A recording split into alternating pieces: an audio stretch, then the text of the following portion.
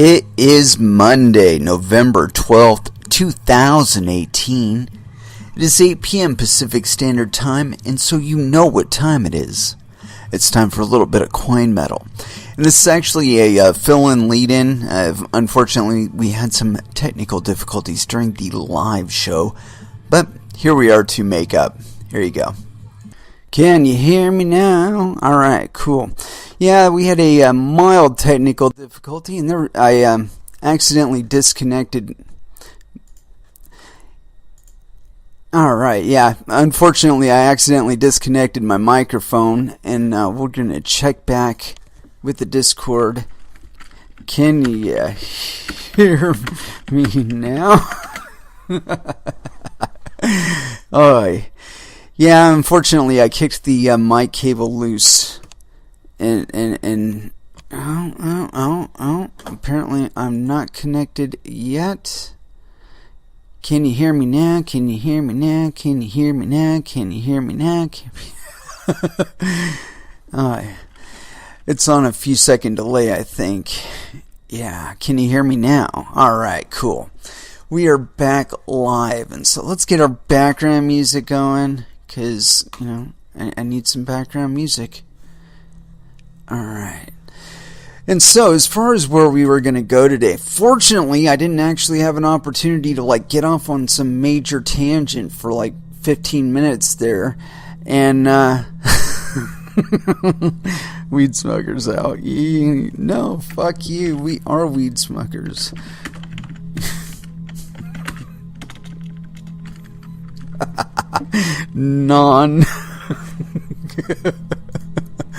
Alright, and so I wanted to get into the proposed changes for Bitcoin Cash and exactly what the fuck is going on with this whole fucking hash war business. And yeah, I think that too many people are focusing on fucking Craig Wright, and I'm starting to think he's just some big target for us to piss on or something like that, while some more important shit is going on. And one of the things I've been paying attention to was block capacity, and from what I understand, the only 32 megabyte blocks that have been mined have been selfish mined, and the transactions weren't even hitting the mempool. They were just submitting completed blocks and saying, "Oh, hey, look, we got a 32 megabyte block." And so whether or not that is going to be a successful venture in the future, I don't know. But yeah, I've been seeing some articles about this, and I haven't really been covering them as much as some other stuff. And I'm fucking tempted to get into some other shit, because I've got a whole series of other tabs that are open. But this was the thing that I kind of landed on. And I wanted to start with this article here on Medium by a gentleman, Karsten. I follow him on Twitter. He follows me, I think. Maybe? I don't know. But he's very smart. Kind of knows his shit. So, let's get into this. This is authored November 10th. What are my options as a BCH holder before the upcoming BCH hash war? BCH owners around the world are thinking about the best approach, how to deal with the non-negligible risks of the upcoming contentious hard fork. Two camps seem willing to risk their own funds and also the funds of all network participants to push their ideas on the network. A last-minute compromise seems highly unlikely at the moment, and it's time to think about your own strategy to reduce your risk of losing wealth. Oh my god, I couldn't agree more. Jesus Christ. Both chains have the ability to survive the BCH's highly adaptive difficulty adjustment algorithm, DAA. The downside of DAA is that it allows the side with the most hash power to easily dominate the other chain by constantly reorganizing it and by constantly mining empty blocks, while still being able to mine valid blocks for their own chain. The lack of native replay protection for transactions makes both chains and their users and services vulnerable to different types of attacks. It's easy to lose coins while transacting, or even if you store your coins on an exchange which only supports one side of the fork. For example, if you just want to send some Bitcoin ABC to someone, your transaction will also be valid on the Bitcoin Satoshi's Vision, and therefore your Bitcoin Satoshi Vision coins are also sent. So in essence, you pay the receiver twice, and the receiver can't send you only BSV coins back, even if he wants to cooperate. For the same reason, you can't send him only ABC coins. Even trying to split Bitcoin ABC coins by using the newly introduced opcodes op_checkdat_sig and op_checkdata_sig verify was countered by Bitcoin Satoshi's Vision implementing them too, but with a different semantic. The same opcodes will transfer the coins to the miner of the block in the BSV network. In essence, you lose the BSV side of your coin and can't sell it. Splitting using opcodes is effectively impossible. If you don't mine yourself and are therefore required to broadcast your own transactions on the network, which can be relayed to BSV network and then collected by a miner. Another approach to split your coins would be to mix them with newly created coins, miner reward. But if you don't mine yourself, you depend on third parties to provide the coins and tools to mix them. For this reason, it's possible that BCH will be unusable for commerce and trading for the foreseeable time frame. As the price of a coin directly influences the hash rate, it is likely that both camps start to dump the coins of their opponents on the open market, and it's not unlikely that the price will decline massively. Both camps hold millions of coins, and I suspect that liquidity will be very low during the hash war, as most investors are scared to bet on the wrong side, especially Craig Wright repeatedly showing his aggressive approach, and Calvin Ayres seems to back him. Let's examine your options, but you need to decide it yourself which approach or a mix of them suits you best.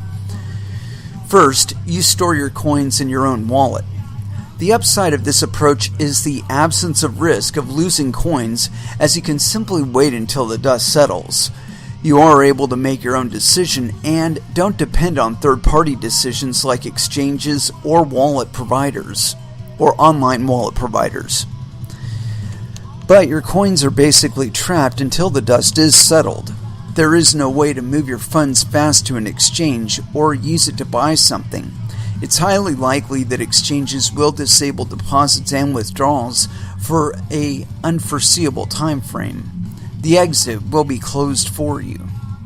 Also, technical skills are required to split your coins or your own coin, and if you don't know how to do it, you will need to wait until someone provides the necessary how-to or software to split your coins.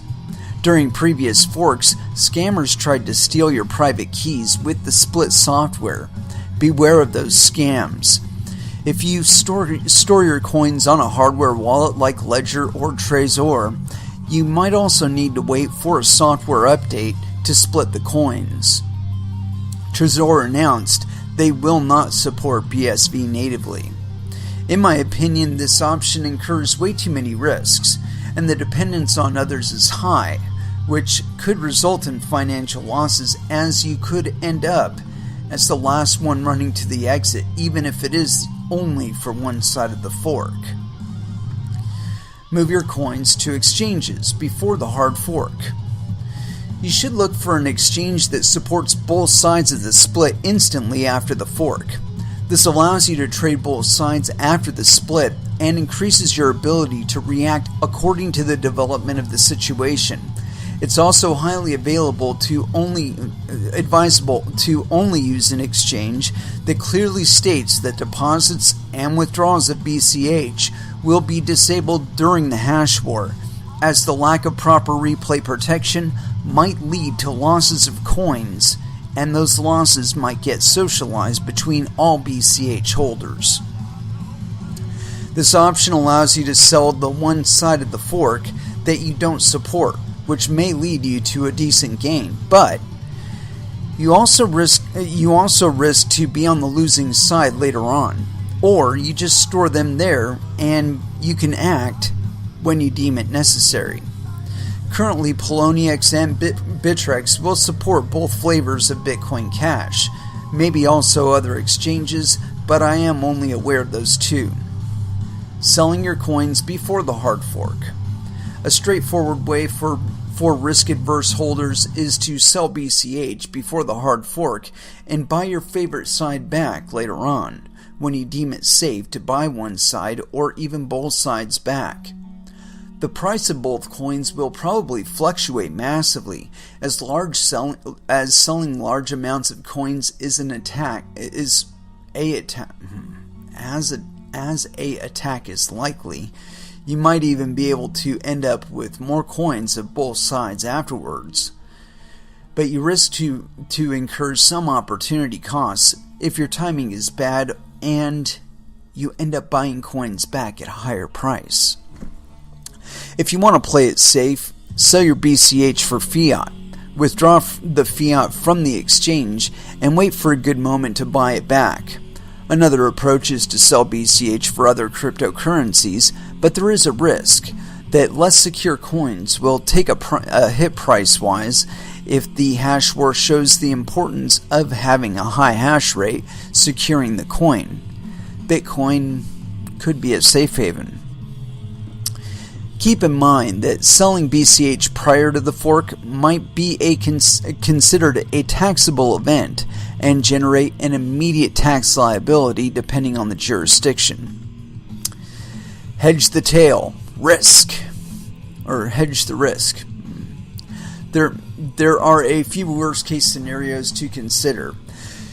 In case that one side or just a large player with several 100,000 coins surrenders or rage quits, the winning side pays the cost of their success to the losers by either incurring a huge paper loss as the price drops, or by having to buy the coins and risking more money. If you decided to support just one side of the fork and they lose the war, you lose all your former BCH wealth. A total wipeout of both chains due to an unforeseen technical fuck-up is possible, while highly unlikely. An example of such a bug was the SegWit 2x client, which would have stopped Bitcoin. It's reasonable to take some chips off the table before the hard fork to hedge your bets. You might just go into USD or into BTC, as the value of Bitcoin will likely surge if there are unforeseen problems or if the chain is unusable for a long period of time. Other competing payment coins like Litecoin or even Doge might also gain value if Bitcoin Cash is severely hit by the consequences of the fork. Experienced traders might even use the ABC/BSV future rate as a metric to hedge their positions with appropriate leverage. Very good, sir. Very, very good. I think there's a lot of good advice in here, and certainly a lot better than I've seen elsewhere, where it's just like, hate on this guy or hate on that guy. And you know what? That doesn't really solve anything for anybody. Does it make your transactions go any faster if you hate somebody? No. Does it make the network any more secure if you hate somebody? No.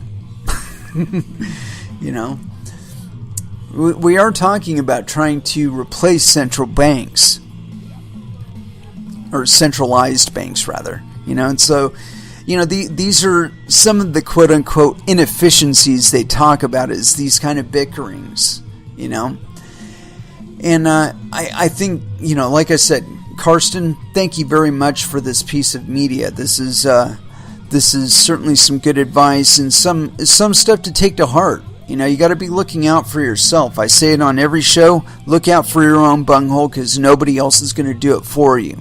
And I mean it, man. Among all else, the interests that you should have in mind are your own. And this is a good grading metric to decide whether or not what you're hearing is bullshit. You know, and when I'm like this piece of media right here, this is solid advice. And why? Why? How can I say that? Because it's not specifically targeted to anybody. It's saying these are the possibilities. These are the possible pitfalls that you may face with your monetary value. And these are the things that you need to take into account when deciding how you want to react to this potential event. And for that reason, I gotta say, kudos, awesome sauce. But yeah, the other people that you hear on Twitter, you have to grade what they're saying. You have to say to yourself, is this person trying to get me to act, or is this person trying to get me to react? If they're trying to get me to react, what are they trying to get me to react to? If it's just them, how is that going to affect my transactions? I mean, is it going to improve my transactions? Probably not. I don't care how smart this person supposedly is, or what their vision supposedly. I don't give a fuck about any of that. You didn't get into Bitcoin to look out for just because Satoshi Nakamoto thought it was a good idea. You said to yourself, "God damn, this is a pretty good idea. I think I want to liberate some monetary value and pull it off the global table and put it in my own hands."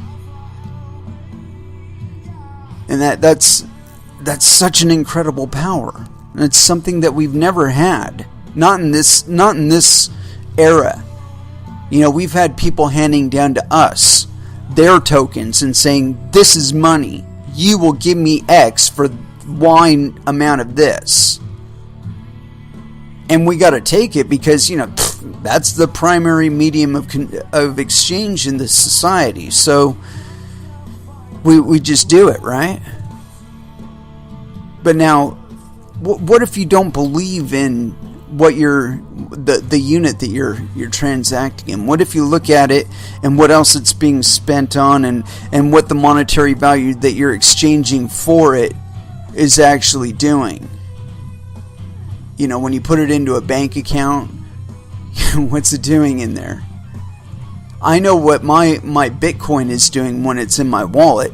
It's in my wallet. That's what it's doing. It's not acting as collateral for a loan for oil exploration or war or anything else that I don't approve of.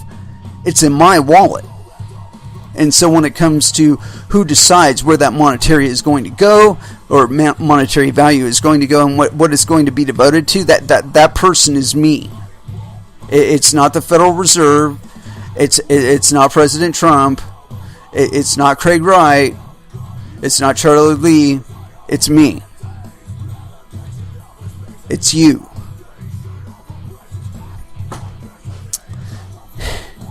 And that's what we have to pay attention to. You know, don't go stuffing your head up your ass and bitching about some individual or some shit that you don't agree with or whatever. Put it to use, man. You know, there's a lot more constructive things that we can be doing with our time. And especially when we get this kind of recognition. I covered the what I wanted to cover with regard to Bitcoin Cash for right now. I am going to cover more of it as we get closer to the date. I want to do some self-education and then bring it back to you, because there were other articles associated with that strain of thought that I really wanted to cover, but I don't see them in my tabs, so can't necessarily read them right now. So anyway, this was the other thing I really wanted to get into, because this is the kind of thing that we need to be keeping in mind when we're talking about what coins we want to support and which ones actually facilitate what Bitcoin is supposed to do, which is enable global transfer of monetary value from peer to peer. That's what it's supposed to do. You know, smart contracts, all that other stuff. You know, that's cool. You know, tokenization, that's cool, you know. But what it's really meant to do, above all else, is create a global network for us to transact person to person without the need for a third party. And so, again, something to keep in mind when we're going into this. Let me check something out really quick here. Yeah, I might get into that one too. That's funny. Somebody messaged me on Discord. And by the way, I am in Telegram and Discord, so, you want to talk to me or whatever, just throw in there. During the music break, you got some music you want to fucking hear that I'm not playing? If I've got it, I'll play it, man. Anyway, continuing on. This one's on the Daily Hodl, news and insight for the digital economy. IMF chief. Crypto should not be dismissed. Can benefit the public with fast and cheaper transactions. This is authored November 9th, 2018. I guess the Daily Hodl staff, so no indication of penis or not. Anyway, continuing on. The Official Monetary and Financial Institutions Forum, OMFIF, has just released their latest bulletin. Included in the 30-page bulletin is an article covering fintech written by Christine Lagarde, oh man, of all people, head of the International Monetary Fund, a global organization focused on bringing economic health and security to people around the world. The article entitled, quote, "A Regulatory Approach to Fintech Guarding Against Emerging Risks Without Stifling Innovation," touches on the pros, cons, and challenges surrounding the adoption of cryptocurrencies. Here's a look at some of the highlights. Crypto assets should not be dismissed. Quote, "Today, some enthusiasts say crypto assets may represent the beginning of a similar breakthrough. Others condemned crypto assets as little more than a fad or a fraud. We should not dismiss them so lightly. Fintech is both risky and promising." Quote, "Financial technology offers considerable promise, but it also poses risks. Consider distributed ledger technology, which underpins crypto assets." And you notice they don't use our vernacular? Yeah, Christine Lagarde is applying other vocabulary. She doesn't say cryptocurrencies. She doesn't say blockchain. She says distributed ledger technology, which happens to be the same terminology IBM uses. How interesting. Continuing. It can enable faster and cheaper transactions, store records securely, and execute so-called smart contracts automatically. But the technology has also been used for illicit purposes. It wouldn't be worth using if it couldn't be, right? Regulation versus freedom of innovation. Quote, "Regulators face a difficult task. On the one hand, they must protect consumers and investors against fraud and combat tax evasion, money laundering, and the financing of terrorism. They must also protect the integrity and stability of the financial system." No, that's not in our interest. On the other, they must be aware of stifling innovation that benefits the public. By engaging with market participants at the center of financial innovation, regulators can stay abreast of the benefits of new technologies and identify risk.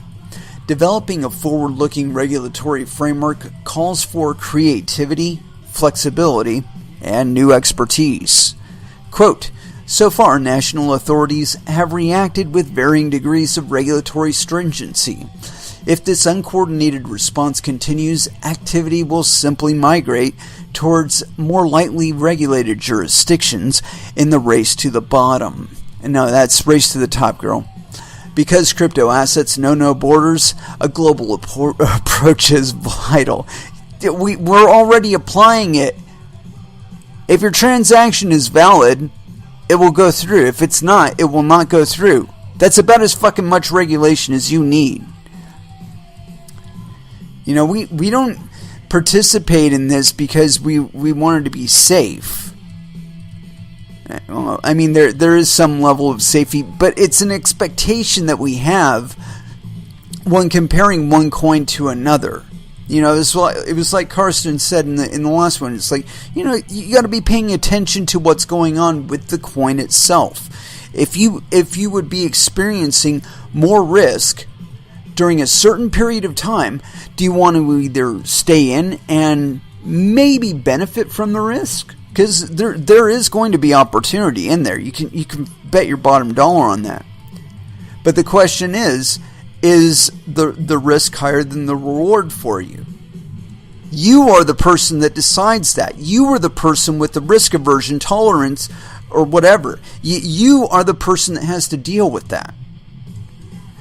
And this is the place where I think regulators kind of mess up, is that they do not seem to understand that it is our risk to assess. It is ultimately up to us. Because what's going to happen, and we've already seen instances where the participants in the market, they're giving all of the signals of healthy, vibrant technology and shit until 3 months after they're already insolvent.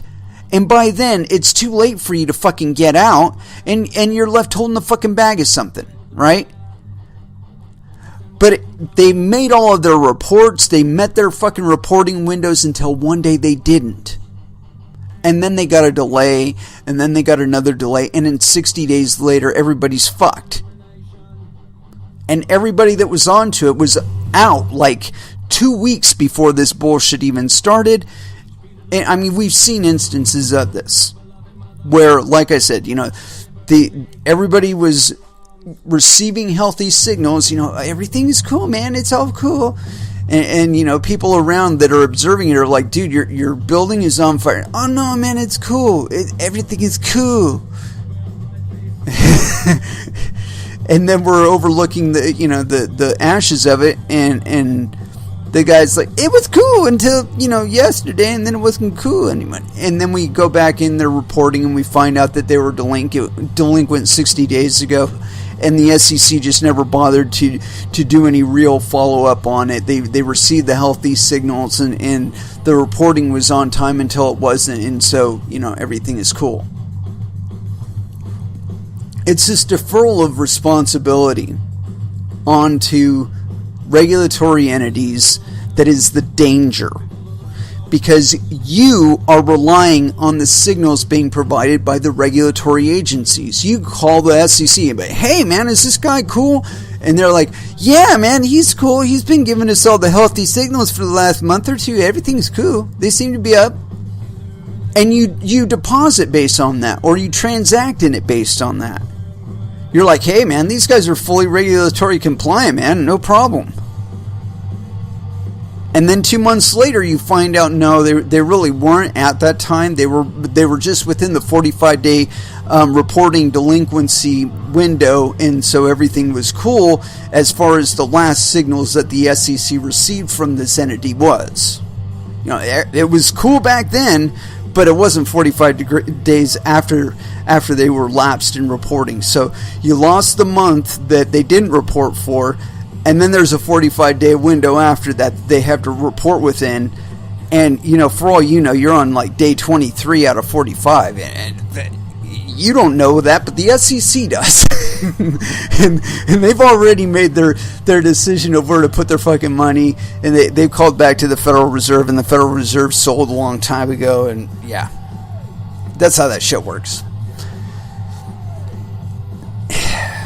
Anyway. So, wait a minute, where did I get, did I finish? Oh no, I didn't finish this. Oh shit, let's get back to it. So far, national authorities have reacted with varying degrees of regulatory stringency. If this uncoordinated response continues, which it will, because it's advantageous to, it's part of playing the game, trying to limit participants. Continuing on, Lagarde explains that the global financial crisis of 2008 taught us 3 important lessons. Number 1, trust is the foundation of the financial system, but it is fragile and can be shaken easily. Duh. Number 2, risk accumulates in unexpected places. In the years before the crisis, financial instruments emerged that were poorly understood by investors, such as collateralized debt obligations. It was unclear whether a decentralized financial system will be more stable or less. Number 3, In a globalized world, financial shocks quickly reverberate across borders. Responding to a crisis requires concerted action, and a global financial system may transmit shocks more quickly. My apologies, Ms. Lagarde, but we're so far past that point. I'm just waiting any day now for fiat inflation contagion to exit their local geographies and expand into the global market. It's going to fucking happen. I mean, this is part of the knowledge that I have that keeps me secure in the idea of hodling, is because I understand that floodgate exists, and there's a burgeoning mass behind it, and at one point or another it is going to fucking buckle, and we are going to be seeing that demand, that global demand, spreading into US markets where it's way fucking cheaper to buy Bitcoin. Continuing on, crypto assets pose no threat to stability. No, they're quite the opposite. They're a balancing effect. Continuing, the Financial Action Task Force has given guidance to its members on addressing money laundering and terrorist financing risks associated with crypto assets. The Financial Stability Board, which coordinates financial regulation for the economies, is studying ways to monitor crypto assets. The G20 agrees with the FSB's assessment that crypto assets do not pose a threat to stability, though they could pose a threat in the future. No. We're going to provide the solution to the threat, the real threat. Continuing on, action needed. Quote, the new approaches may be required as risks emerge and as distinctions between entities and activities break down. One thing seems certain. We should not put off action until answers become clear. Instead, we must begin to consider the regulatory framework of the future. One approach undertaken in Hong Kong, Abu Dhabi, and elsewhere is to establish regulatory sandboxes where new financial technologies can be tested in a closely supervised environment. Conclusion. Above all, we must keep an open mind about crypto assets and fintech, not only because of the risks they pose, but also because of their potential to improve our lives. When in doubt, think of Bell and his telephone. You can download the full bulletin here. And I may. Anyway, I think that all of these questions have been kind of resolved already. I mean, really, you just needed to be on crypto Twitter during the alt bloom, the last alt bloom between 2013 and 2015. When that happened, we really saw the difference between good actors and bad actors. The good actors, they're still on. They're still going. They still have active networks. There are transactions going on their networks. There are miners mining their networks, or mining their coins. And it tells you something about what you can look at and say, okay, what's a project that intends to endure, that intends to be the money for the 21st century, or a money for the 21st century. Because not everybody's going to use the same coin. And I really hate to disabuse any maximalist out there. You are wrong. I'm probably not going to transact in your coin. So, I being one, I'm sure there are market participants just like me that are going to agree with me. And so I'm not going to worry about whether or not there's going to be one coin, because I already know that cat's out of the bag. As soon as one environment becomes too toxic or too intolerable, people will migrate to another. And it is with that, I'd like to go ahead and throw down into some music. And I think we need some Anthrax. The Devil You Know, here on Coin Metal.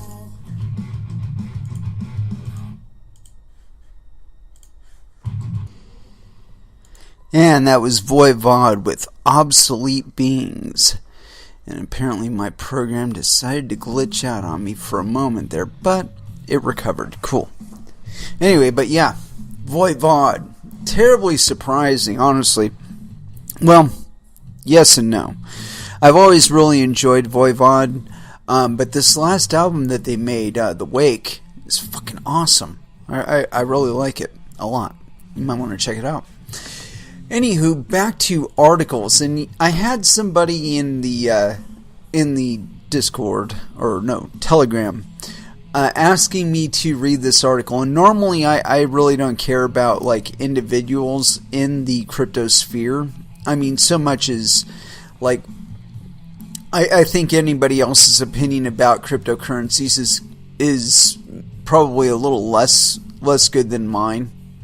I regard my interest to be higher than what I might derive from trying to follow somebody else's interests. And so, I try to view us all as being, relatively level, as far as the playing field goes. And so, like, focusing on any one individual, I mean, it's useful because people are doing things, and it's good to pay attention to what they're doing occasionally. But you don't want to live on it, because really, if you do that, then you're not doing anything yourself other than paying attention to what other people are doing. And that's not terribly productive. Anyway, continuing on, I got this article here on CoinRivet, and coinrivet.com. And this one was kind of interesting, and it just caught me funny, and I think you guys will probably get a laugh out of it too. Tone Vays has had his BitMEX trading account terminated on suspicion of being a U.S. citizen. The New York-based analyst who worked on Wall Street for 10 years before making the transition into the cryptocurrency space regularly hosts analysis-based live streams on YouTube. Last month, he announced that he was entering his first Bitcoin trade of the year, going short on BitMEX. The trade now seems like it may also be his last. On Twitter, he wrote, quote, "Just got my BitMEX account terminated on suspicion of being a U.S. citizen. Anyone else find the timing of this odd? The 900 plus affiliates that accounted for half my income are gone going forward. After unconfiscatable_conf, expect prices on all services offered by me to rise."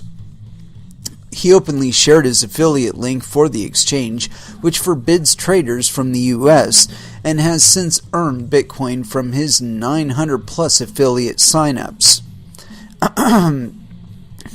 Continuing on, users of BitMEX from the U.S. have been using VPNs to hide their IP addresses while trading, but that could be coming to an end in light of the decision to terminate Vays' account.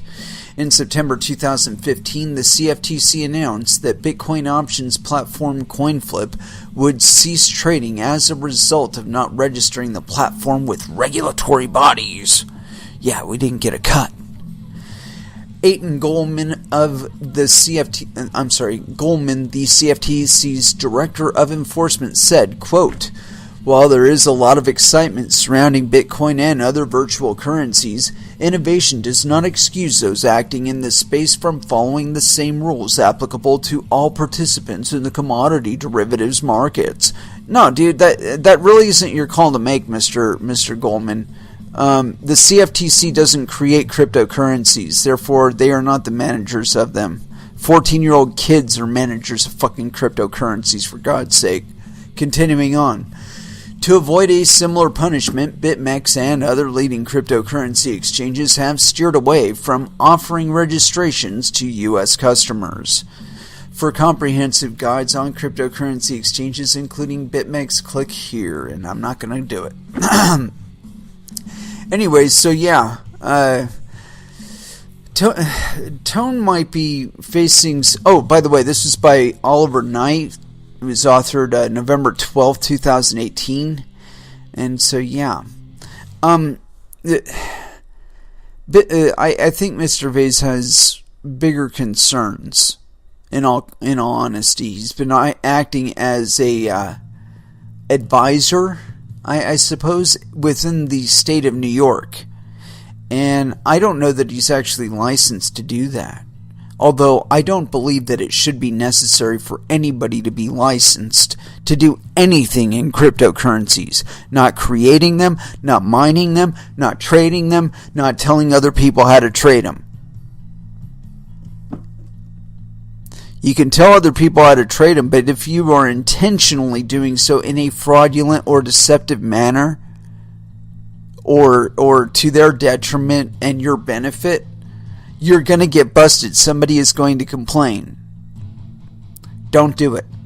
There are more than enough legitimate means to satisfy people's legitimate needs than trying to fuck them out of their money. It doesn't do you any favors. It doesn't do us any favors. And you got to keep in mind, these are cryptographic currencies that are transacted on a global network, and other people have copies of the transactive activity.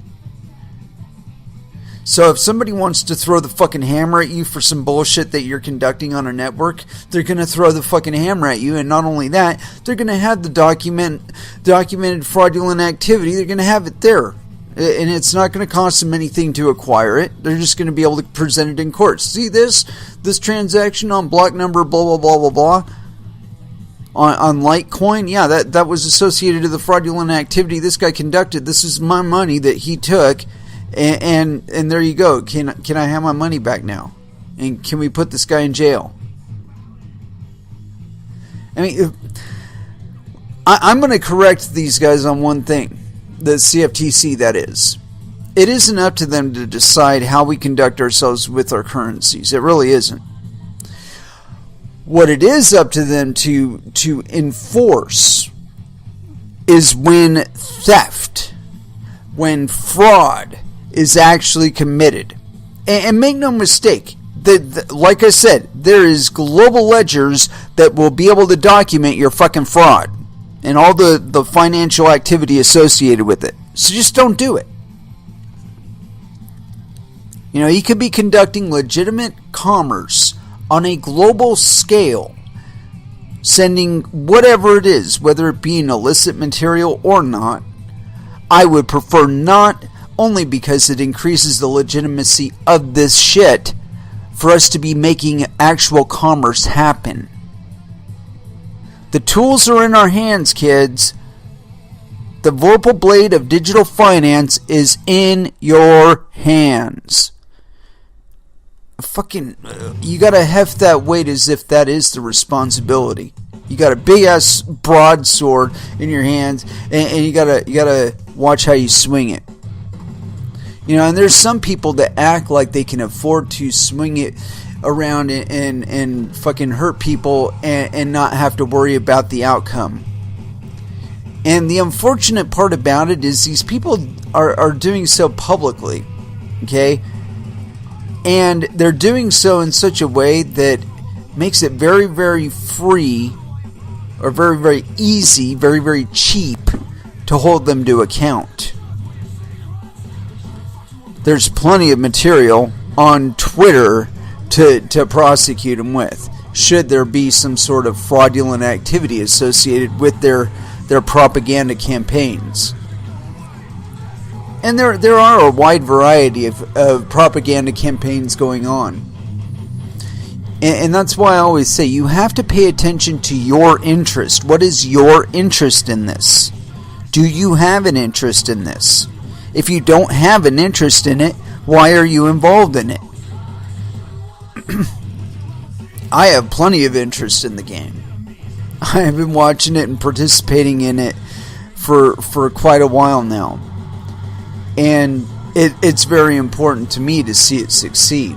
Because I know it can succeed. I know the kinds of things it can do.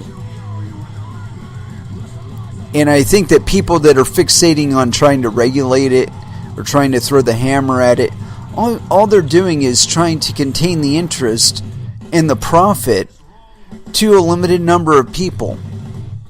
And the problem with that perspective is that the more pressure of that type you put on the economy, the more non-compliance you're going to experience. basically farming criminals, where you're creating criminals with your new definitions and your new terminologies. All of that shit is unnecessary. We know the difference between an operational product and a non-operational product. We know when the networks go down. We know when the fucking devs are fucking up. We know when the exchanges walk off with all our money. We know that shit.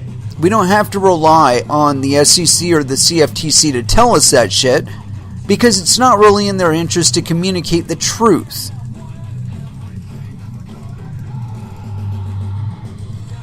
The truth is for us to decide. It's not for a regulator to tell us. And when we see that the signals that we do have are not matching up with what's in our wallet or what's happening on the network, then we know how to treat that. Or we can learn. This is one of those things. It's like riding a bike. All kinds of people can tell you how to do it, but until you actually get on the bike and start riding the bike, you don't know about gravity and how it's going to affect you when you're up on two wheels.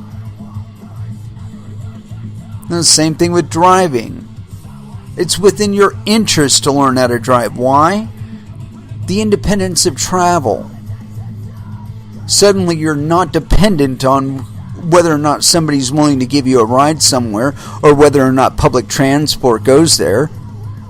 You've got your own means of conveyance, and it's faster than riding a bike.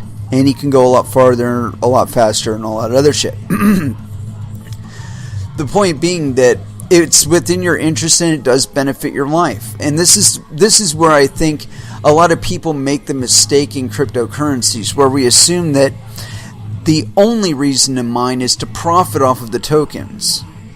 That's not it. If the integrity of the network falls out of favor with you, why should you keep your coins on it? Why should you transact your monetary value in it? And so I think more people need to be miners. And I've been expecting this effect to take place, that we are going to see a greater dispersion of smaller mining operations, and for a variety of reasons, the larger, the humongous fucking mining operations are going to be fewer in number. It's going to be a little bit too difficult to try and manage the hardware to adjust to the terrain as it changes over time. And that's just how this works. There are multiple pressures that affect this market in multiple ways, and not all of them are laws, and not all of them are hardware or software or people or anything like that. It's a conglomeration of all of these things: market pressures, transactive activity. If it's not being utilized for anything but criminal activity and ripping people off, it's going to fall out of favor. It's not going to be around in 2 years. If it's not around in 2 years, why do you got to regulate it? I can think of probably 6 coins right off the bat that aren't on any exchanges anymore. They came, they hit their function, they ripped off the critical mass of people that it was able to, and those motherfuckers walked with everybody's money, and nobody trusts them anymore. As they should not. Of course, some unscrupulous people are hiring them, saying, "Hey, how can we game this shit to our advantage?" And that's just part of the game. It's just part of the game. We've all got to look out for our own interests, and I think we are starting to see a lot of the blowback of allowing ASICs and ASIC farms to be the primary deciders of consensus on these networks, where we're getting anybody who's under the delusion that they are capable of doing a top-down kind of schema, that they're just going to dictate how everybody's going to act, and everybody's going to be compliant with that. When have you ever experienced that ever in crypto? If you've been here for over 2 years, when have you ever seen that? where either expectations were met 100% without fail or bug or whatever, or that there was 100% compliance between what was stated and what actually happened. I can't recall much. I mean, there was the bump up to 32 megabytes on the block size limit for Bitcoin Cash, but I'm not seeing a lot of the, how should I say this, expectations that have been set over the last few years to actually be being met. You know, I hear a lot about technology, and I hear a lot about participants, and I hear a lot about regulators and whatnot, but I'm not seeing it all congeal into into what they're actually expecting. What I see is the market actually acting in its own self-interest, and its self-interest isn't matching the interests that were set out to support this grand vision these people had. And it's because of the simple reality that, to some extent, we're all Satoshi Nakamoto. We are the participants that make all of this stuff work. And without us, it doesn't work. And so these people trying to disclude people via licensing and operations and all that other shit, they're looking to disclude users. And that diminishes interest. Why am I going to participate in something that I don't have any interest in, don't have any stake in? It's very, very sad to see that kind of mentality creeping into cryptocurrencies. But we're going to see it. It's part of the game. People confuse their stake for other people's stake, their interests for other people's interests. And so they set forth a vision that has their thinking in mind, their interests in mind. And when the rest of the market fails to comply with them, what are we left with? We're left with our interests. We're left with what we came into it with. So keep that in mind. When you're hearing people talk about where they want to take things, say, where is my position in all of this? Am I just going to be some end user? Am I going to be a miner? Am I going to be a profit-seeking node? What's my place in this? What's my interest in this? The coins and projects that are seeking to include you, saying, yes, come mine our coin. Yes, help us fulfill the visions behind this coin, this project. Please participate. Those are the ones that are going to survive because they're actually requesting people to become part of their longevity. More interest, more longevity. Less interest, less longevity. This is Dogecoin has a persistent interest base. And no matter how low it goes, it always comes back up again for some reason. And it's because people are interested in it being a successful project. Verge, same thing. It's been around quite a while. Been up, been down. But it has a persistent level of interest because people understand that you're going to want private currencies whether or not other interests want you to have them. And the real clincher is how successful you are on fulfilling the promise of your coin or your project. That's what you really have to account for, what you do and what the effects of your actions are. Keep it in mind. Anyway, let's go ahead and throw back down into some music. I'm feeling the need, and I got some Pantera going on in the background, and I don't play enough. So here we go. Broken by Pantera here on Coin Metal.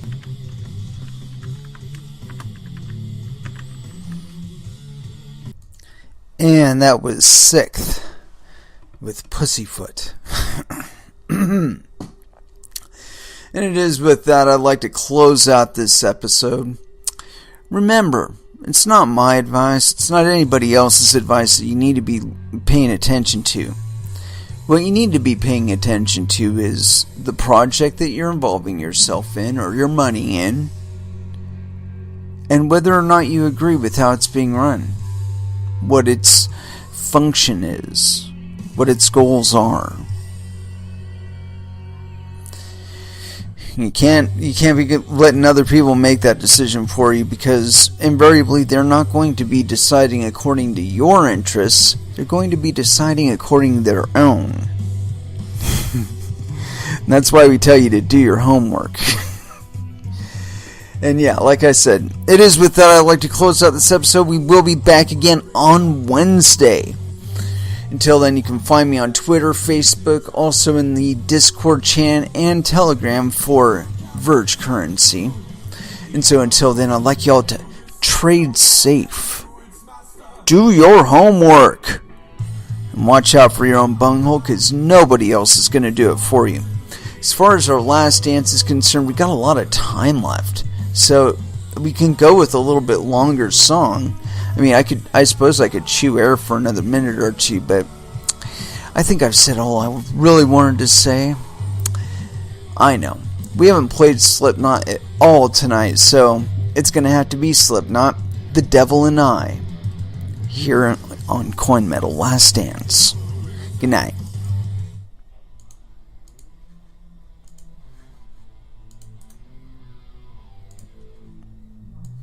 I just wanted to step in on this for just one moment and say, rest in peace, Stanley. You've been an unending source of inspiration for me and countless others. I can't imagine what we're going to do for movies without you. Good night.